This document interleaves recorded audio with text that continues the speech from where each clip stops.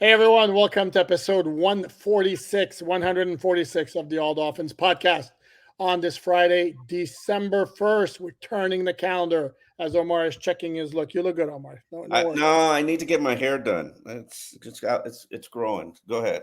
Okay. Friday, December Dazzle 1st. week's coming up, baby. I gotta look good. Gotta look clean. For the what weeks? There's something called Art Basel, which Oh, happens in I've heard of Miami. it. I've heard of it. You've heard of it, never been, huh? Have I Like ever a been week- there? I don't believe I have actually. It's like a week of parties. I think you've been to one event. You probably went to the Dolphins held an event once with I forget what it was. It doesn't matter. You probably been there. I went to a Wynwood Walls event with the Dolphins. There you go. You've There you been to go. Art Basel then. Okay. You're now Uh, officially cool. It's kind of lame now, just like Winwood is lame, but it's a week of parties. I'll anyway. Let me continue. Go. Let's go. Okay. Continue. Anyway, the Wynwood Walls completely kick ass, but that's a different story. Oh, they used to kick ass. They don't kick ass anymore. Okay. We digress. 146 player. Before I give out the player to be recognized, I'm going to give a shout out to Dion. You know who you are. Big props to you for keeping tabs on the players we have identified, recognized, shouted out up until this point. And thanks to Dion, I know that I did that. This one I would have remembered. I went with Don Bessalou, a defensive back from the early 80s at 46. There are not a whole lot of 46s. For this particular go around, I'm going to go with a guy I know you like because you and I have had discussions about him, Neville Hewitt. Oh, Neville.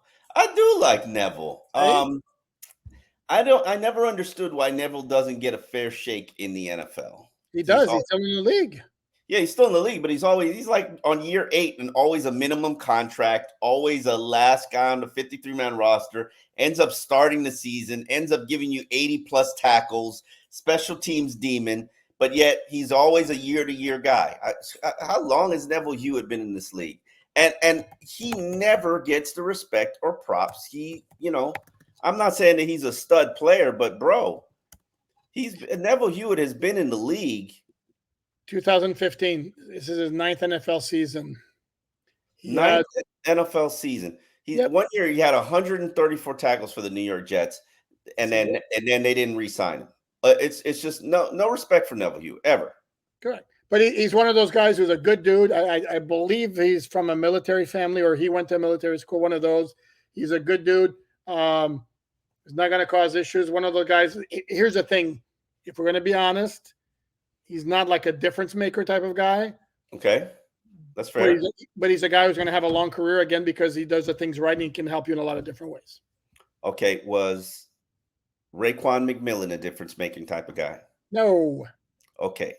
Was Neville Hewitt on the same plane as Raekwon McMillan? Well, I don't know because Raekwon always got hurt.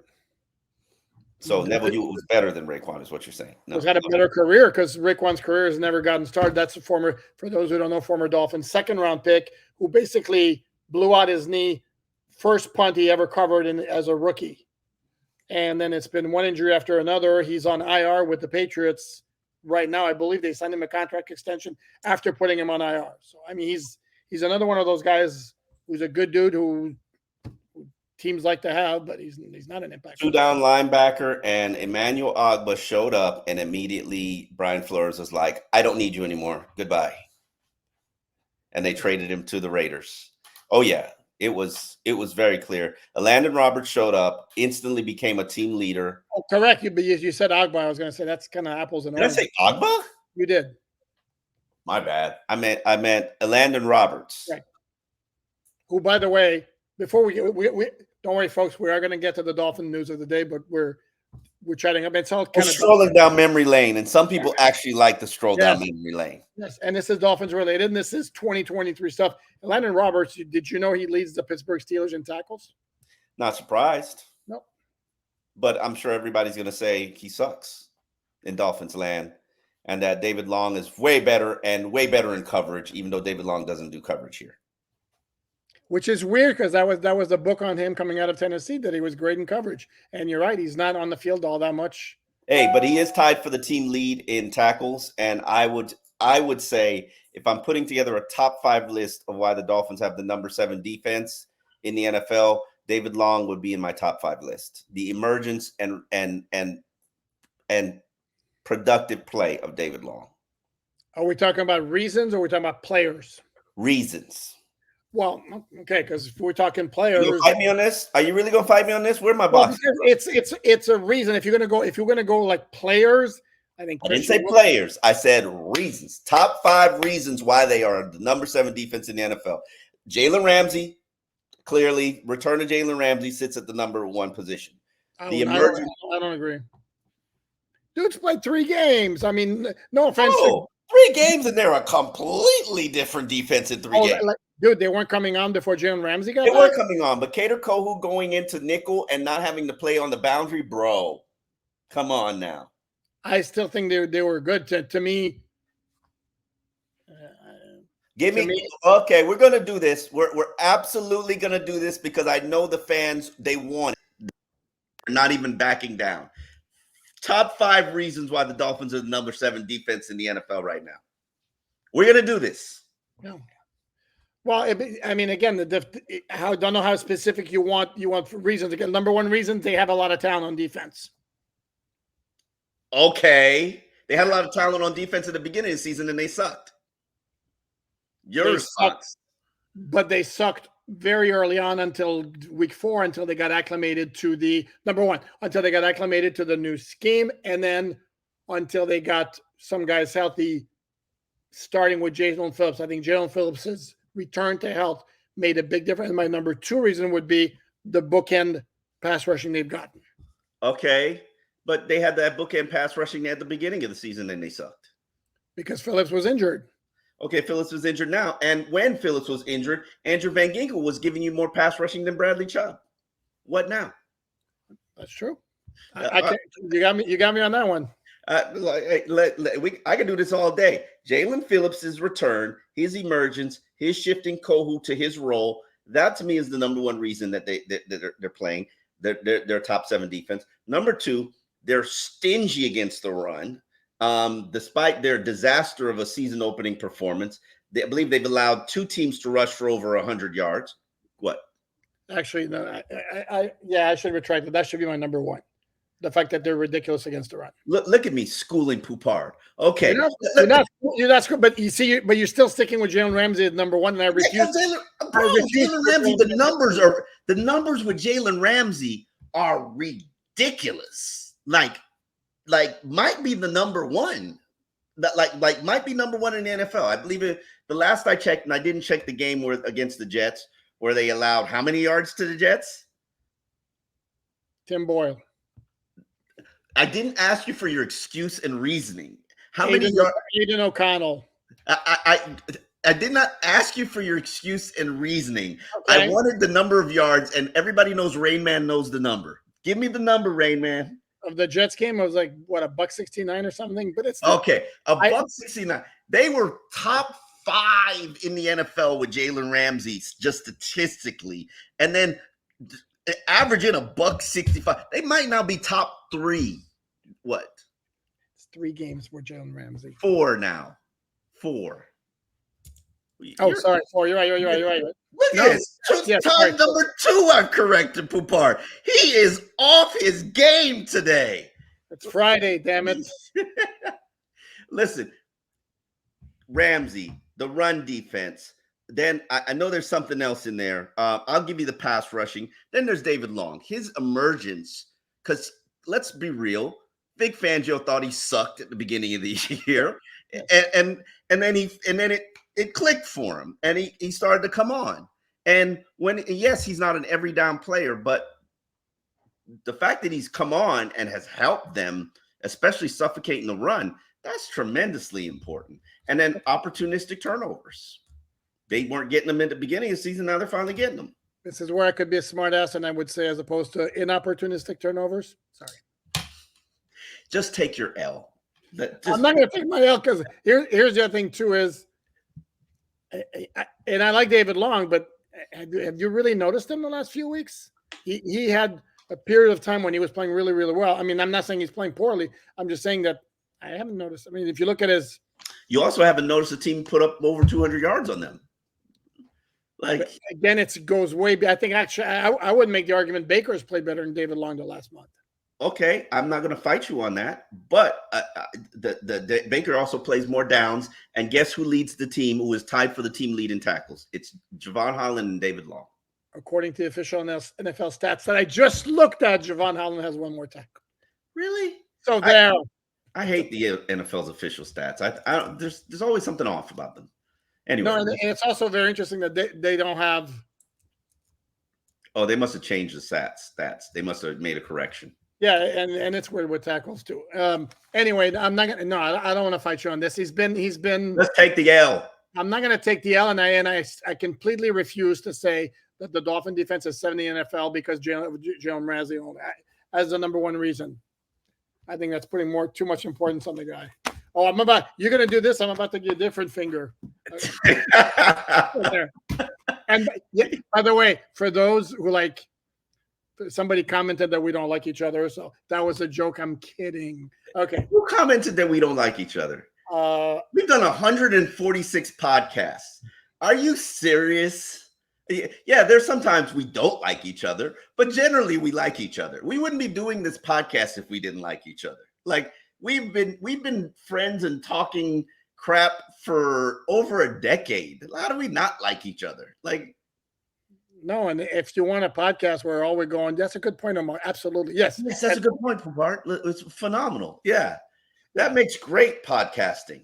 Yeah, and that's so me and that's so Omar. Not okay. Shall we move on? Yes, we shall. You want to run down these injuries? Yeah. Well, I mean, there's no news. Questionable. There's no news. What do you all right. No. Actually, I'm going to lead with not questionable because no news. Like this is the biggest news fantasy football fans have been waiting for about the last month. I just hate the questionable. It's like, yeah.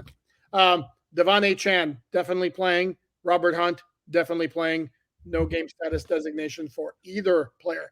5 players listed as questionable. 4 of them on the offensive line: Teron Armstead, Kendall Lamb, Robert Jones, Lester Cotton.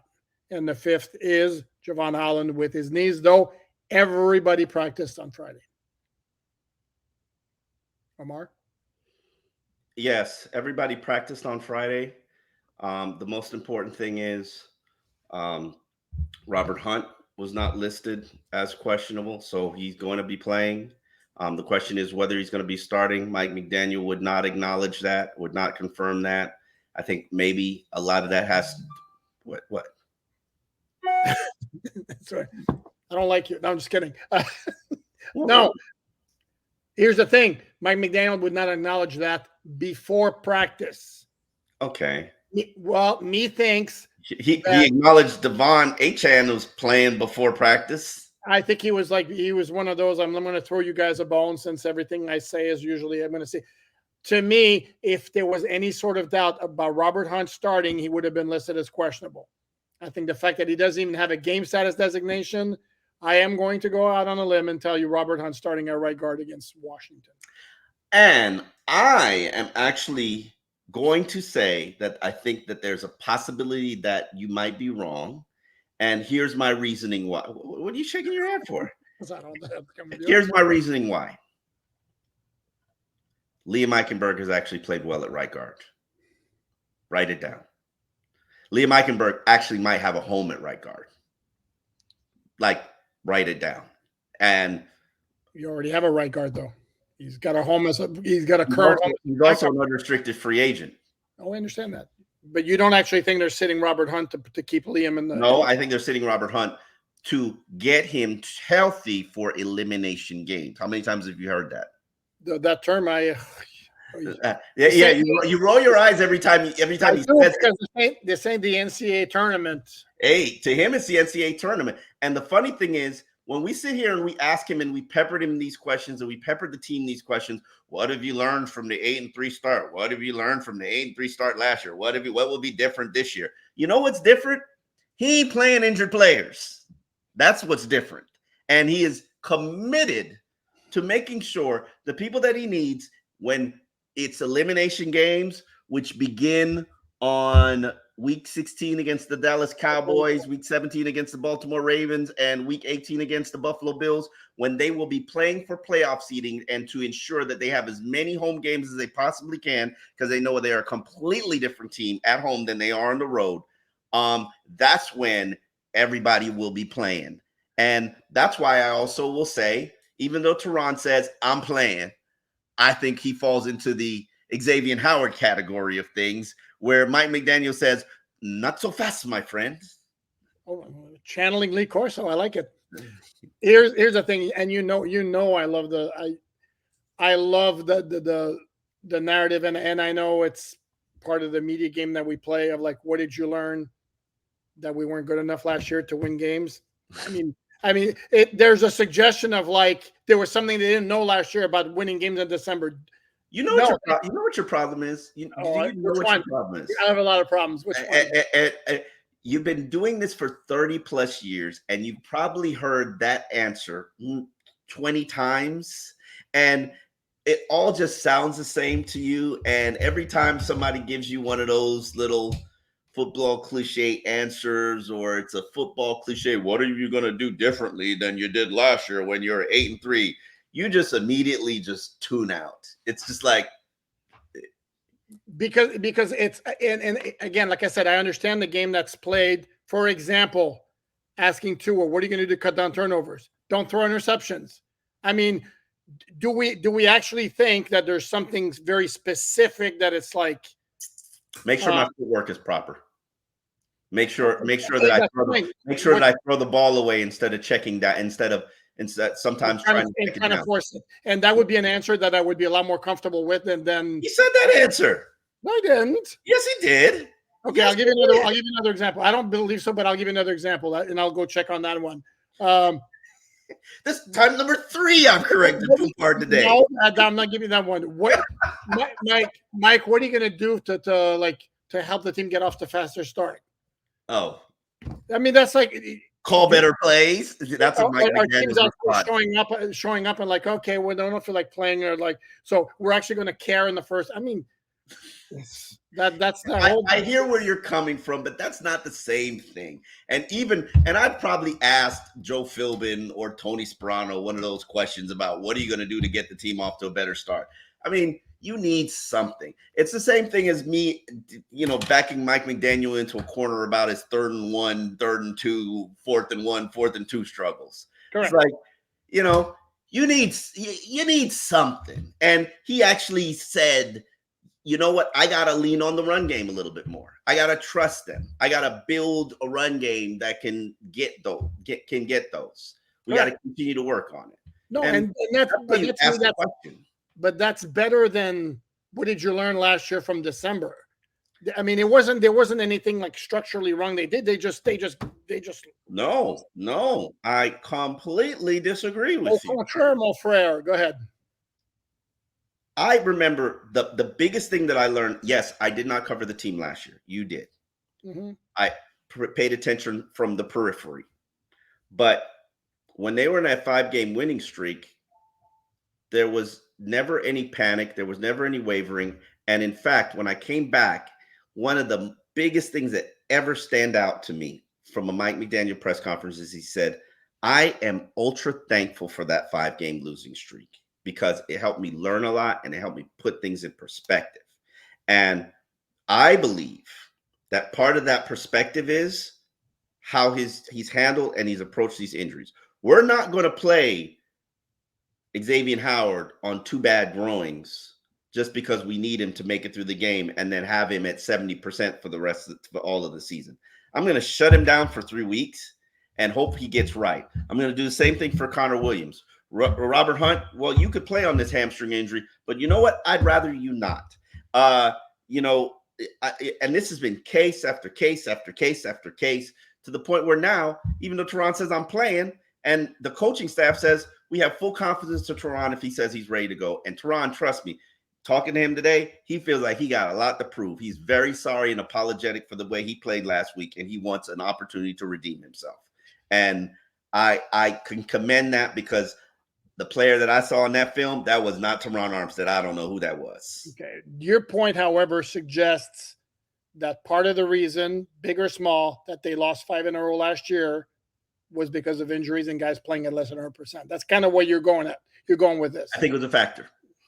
And to me, a bigger factor. Look at that offensive line last year at that 5-game stretch. That thing was hot doo-doo. They weren't, well, they didn't have Armstead for the game, the Bridgewater game against New England. The 4 games that Tua lost, I don't recall him. There was one game against San Francisco, he had some pressure. And I think the issue was, again, there was a major step up in competition, if you recall, last year. Because once they were 8-3, December started with that 3-game road stretch. Yeah. And you smacked one of those teams, and you're probably not ready to play with the 49ers. But I mean, those and the Chargers completely choked them out defensively. And then the game against Buffalo was one where they had a shot, they had the ball late, had the punt, and then Josh Allen converted third down after third down after third down, and they got the DPI to win the game. They weren't good enough last year. I don't think there was lessons to be learned. They weren't good enough. They're a better team this year. Will they get it done? Well, in the next 3 games. And they also don't have the same schedule that they had last year when they start December with Washington, Tennessee, and the Jets, as opposed to Chargers, who were good last year, San Francisco, and Buffalo. And that's going to make a big difference. And logically, they'll be 11-3. Yes, you're looking at something. Yeah, I am. Okay.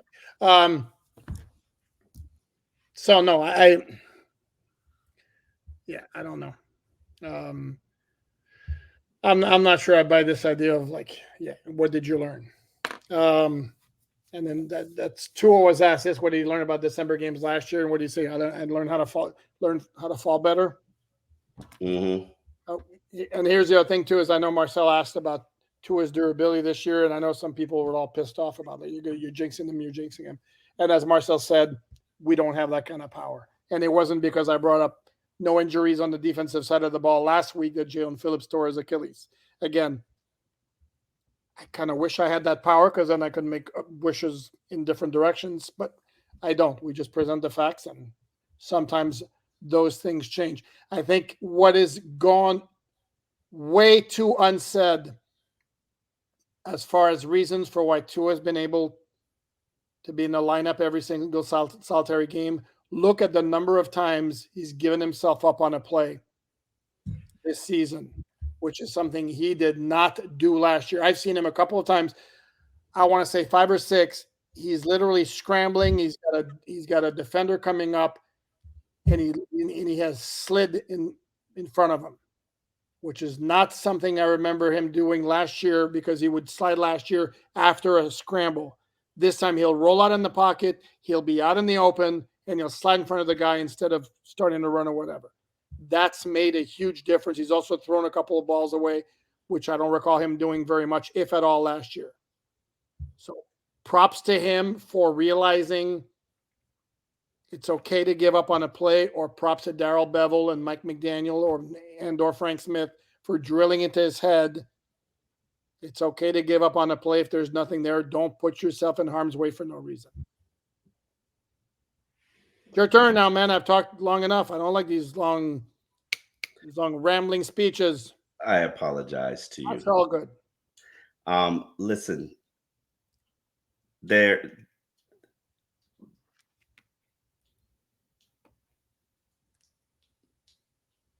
what were we talking about? We was talking about right now. I've just finished talking about Tua and his ability to stay healthy, and Marcel's point. And what he there is no such thing as a jinx. Jiu-jitsu works.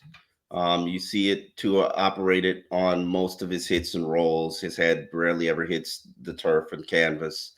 Tua holds on. We talked to Tua and about his, I asked him a question about, okay, what happens when you have to be out there with the Keon Smiths and the Liam Eichenbergs, who's played quite well recently, and it's a compromised line. And he basically said, when I realize that there are areas of vulnerability, I need to speed up my clock, and I need to operate faster, and I need to look for my checkdowns more. And my argument, and I'm glad he said that, because my argument to why we've seen this offense go from gear 4 to gear 3 is a byproduct of the offensive line's play and performance.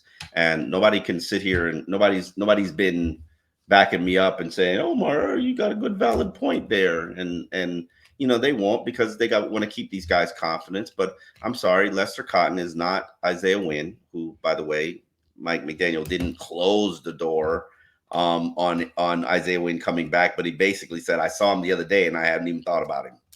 So it's like, what does that say to you? And they're not talking about him coming back because they don't want him to suffer a setback. But in reality, he's not coming back. It's the offensive line, and I know we've said this, and I've said this, and we fought about it, and you're tired of talking about the offensive line, but you're doing a podcast with me, and I'm obsessed with the offensive line. Well, I have to put up with it, basically. Technically, when your Kool-Aid is watered down and there's no sugar in the Kool-Aid and it's just red water, does it taste good? No, it sucks.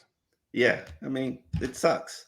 And the Dolphins at the beginning of the season, the Kool-Aid, they had some sugar and they put a little bit of some natural fruit juice in there, put a little pineapple juice in there, put a little Sprite in there, gave it a little kick, and tasted pretty good. Right now, you're just Kool-Aid packets, maybe 1 spoon of sugar. It's just got to get better. No, you're not buying it. How many yards they get against the Jets? Oh my God, you're not going to do that to me. How many yards they get against the Raiders? Is it the offensive line is not why they turned the ball over 6 times the past 2 games. Sorry. Maybe the pressure is rushing him. Maybe the protection. Did you watch the 2 picks against the Jets? Please tell me where the pressure is. Okay, all right, fine. I'll allow it. I'll allow it. Not buying it. And here's the other point that needs to be made. While the talent level is not quite the same when you don't have the frontline guys in there, the offensive is designed to make life as easy as possible for the offensive line. Awful lot of wide receiver screens, awful lot of jet sweeps, awful lot of shovel passes. Are you getting the same runs with this offensive line? No. Tell me the last time you've seen an offensive lineman 20 yards downfield. This is also a byproduct, again, of this is what I tried to tell you, that part of what they were doing statistically, and I know you wrote about a historic rushing attack. Mm-hmm. Well, statistically, if you look at the season numbers, yes. But over the past 5 weeks, what am I supposed to do? Over the past 5 weeks, they're average. Okay, all right. Historic numbers. We're not counting historically over the past 5 weeks. We're counting historically over the season with 6 games to go. They have the seventh best rushing attack yards per average in NFL history. You can't take that away from them. And when they get Devon Achane back, if he's healthy and he's back to producing big runs and big plays, and maybe when Raheem Mostert gets healthy, because he's not right now, even though he's not given an injury status, they will be churning yards again, hopefully, if the offensive line is what they need to be. Take that. Okay. And you have also said before that you're extraordinarily confident, if not stamping it as a fact, that Tua is going to ball out in December as well. So basically, should we expect 40, 50 points every game for the offense in December? No, I don't know if I said that I'm absolutely confident Tua is going to ball out. I wrote a column in alldolphins.com that says Tua needs to raise his level of play in December to silence people like you who want to throw his December numbers in his face to say you're not elite. And elite quarterbacks play well in December. Okay, timeout. Whoa, timeout. First of all, do you disagree? The last point that you just made, by the way, spoiler teaser here. I wrote a story about Tua, and it's a column, not a story. It's an analysis piece because there's no opinion in there. It's basically just facts. It's just facts that your numbers suck in December, Tua. Was any lie told? Not one. Thank you. Okay. Do you not believe that elite quarterbacks should shine in December? Absolutely. Okay. Thank you. And now I lost the initial point I was going to make. And Tua has not shined into December, which means he's not an elite quarterback by Alan Poupard's standards and reasoning. Not yet. Not yet. And you just said, and by your standards and definition, he's not either, because you just said you have to ball out in December to be elite.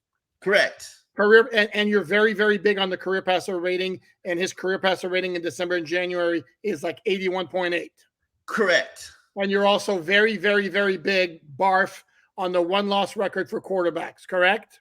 Correct. And his one-loss record in December and January is 7-7 as a starter. Is that elite? No. Okay, thank you. And the overriding point on this, it was not written as a take that in your face Tua and his fans. Again, it was an attack on Tuanon. I'm presenting facts. Interpret them as you want. I mean, they're there. At some point, the issue of contract extension and big contract extension. Oh, we gonna bring up money now? That what we doing? We gonna bring up money now? You're the one, and you're the one. You brought it up long before I did, my friend. Did you not? I plead the fifth. Well, Omar is speechless. I accomplished it, and they said it couldn't be done. I plead the fifth. Okay. Yes, elite quarterbacks, they play well in December. They play well when games, and he said it. He said it. He knows it. He knows he's got to play better. Okay, and by the way, he's got to be clutch. Okay, and he didn't play well in December last year. Okay, he played well against Buffalo. When he barely played. He played 4 games. He started 4 games. What do you want? What do you mean? He played 4 games. In December, he started 4 games? Yes, he played 4 full games. Damn, when does the season end? January? Yes. January what? The 12th? He played against San Francisco Chargers, Buffalo, and Green Bay. Okay. I'm not making stuff up, and I'm not saying that he can't get it done. I'm just saying that has not happened yet. And before the Dolphins are going to throw San Francisco was in November, sir. Try again. I'm looking at it right now. San Francisco was 11-28. Yeah, I don't think so, but try again. Oh, today's 2022. San Francisco was played on 11-28. Score was 33-17. We sure about that? I'm looking at it right now. I'm losing my mind then. I mean, they had 3 games in December. You're accurate, and he took 3 losses. 3 losses. December 4th to San Francisco. Try again. Because I've only written it, researched it 18 times. You had me thinking I was going crazy here. That means they have this wrong in the media guys. Because that's not good. Anyway, let me. Pro Football Reference, December 4th. They played in Houston November 27th. Okay. So no, whoa, wow, they got all the dates wrong then. Anyway, let's go. Whoa, that's not good. Okay, well, so the bottom line is, unlike you who have made predictions of greatness, I have not said any prediction one way or the other. What I have said is that it's not been done yet. It needs to be done before the Dolphins, from where I sit, before the Dolphins break him off. Well, before the Dolphins throw big money at him. That's what breaking him off means. Okay, sorry. Again, cut the big fat check. Yes, and it could be a very, very big fat check. And if I'm the one, I'd be hesitant to give away that big fat check if I haven't seen any December results. Anyway, I'm not gonna comment on that. I'm just gonna ignore it like you didn't say it. Let's address. Gosh, you know I'm right. I'm sorry. Go ahead. I'm gonna ignore him again. Let's address. This is killing you, isn't it? No, it's not killing me, because he is going to be the quarterback that he is destined to be. I don't know if it's going to be this year. Could be next year. It's his 4th year. It would be nice if it happened at some point. Jesus. All right, we'll see. Okay. Perfect answer. We'll see. Okay. What's the next topic, Omar? Javon Holland, playing or not playing? No. Why? Again, in the interest of you only practice limited 1 day out of 3 days of the week. Erring on the side of caution to save him for elimination games. Robert Hunt, we know you say playing. I still say playing. Teron Armstead, playing or not playing? That one's a tough call. I am going to lean toward he plays. Would you be more confident with an injured Teron Armstead or an injured Kendall Lamb with the back issues? That's the thing, yeah.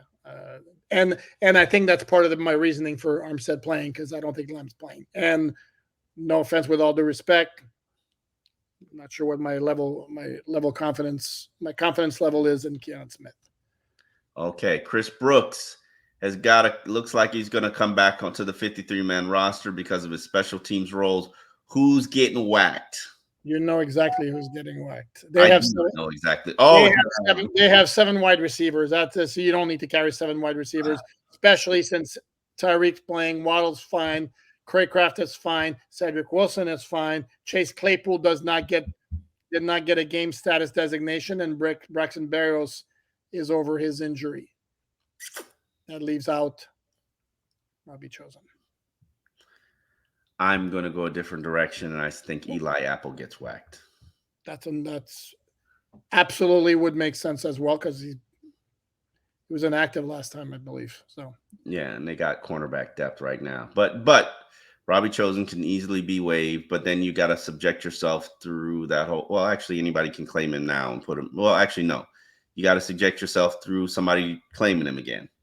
And do you want to keep chancing that? Because one day somebody gonna claim him. Maybe. No. Oh, damn! It's like that. Yeah, it's like that. And if Casey didn't claim him last time when they were having all their wide receiver issues, they actually had a good game from their wide receivers last time out. Mm-hmm. They beat Las Vegas. So it'll be interesting to see what happens. We actually will be back tomorrow. You have a time, Omar? I have a 12:30 guitar lesson. Oh, then definitely let's do it. You want to do 11? Works for me. 10:30, 11? What time do you want to roll? I'll be up either one, so you tell me. Okay. You're the boss. You tell me what to do. Yeah, sure. You tell me what to do and what to think. Okay. No, you need to think Tua gets a $50 million a year contract. That's what you need to think. $20 million guaranteed. Think that. The ball's out. Absolutely. Think that, buddy. There you go. Yeah, let's do 11 o'clock. For 11 o'clock, we've got a bunch of 1st and 10s up on the site. I've tweeted out a number of them. Teron Armstead, Mike White, Jeff Wilson. We are killing it on 1st and 10s, and hopefully you guys will continue to support it. As you know, alldolphins.com. You can find all your information for free. Requires no subscription. We've got at least 6 stories up per day. 6. Count them. How many of your outlets can give you 6 stories per day? I don't think they can. For free. And we will see you tomorrow for the live pregame game prep for Commanders and Dolphins right here on YouTube. See you tomorrow.